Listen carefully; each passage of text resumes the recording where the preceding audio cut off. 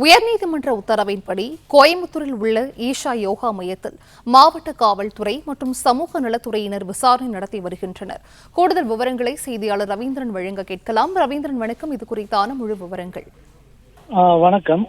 வடவள்ளியைச் சேர்ந்த பேராசிரியர் காமராஜ் அவர்களின் மகள்களான 2 பேர் பார்த்தீங்கன்னா ஈஷா யோகா மையத்தில் இருக்கின்ற நிலையில் பார்த்தீங்கன்னா அவர்களை சந்திக்க ஈசா மறுப்பு தெரிவிப்பதாக ஆட்கொணர்வு மனு போட்டிருந்தார். இந்த மனு மீதான விசாரணை நடந்து கொண்டிருக்கும் போது ஈசா மீதான வழக்குகள் தொடர்பாக 4ஆம் தேதிக்குள் அறிக்கையை சமர்ப்பிக்குமாறு காவல்துறைக்கு உயர்நீதிமன்றம் உத்தரவிட்டது. இந்நிலையில் பார்த்தீங்கன்னா மாவட்ட காவல் கண்காணிப்பாளர் கார்த்திகேயன் தலைமையில் பார்த்தீங்கன்னா மாவட்ட சமூக நலத்துறை, குழந்தைகள் நலத்துறை ஆகியோர் விசாரணை மேற்கொண்டு வருகின்றனர். மேலும் பார்த்தீங்கன்னா இந்த குழு விசாரணைக்கு வரும்போது பார்த்தீங்கன்னா காவல்துறையை சேர்ந்த ஒரு 50க்கும் மேற்பட்ட காவல்துறையினர் விசாரணைக்கு கூட சென்றிருக்கிறார்.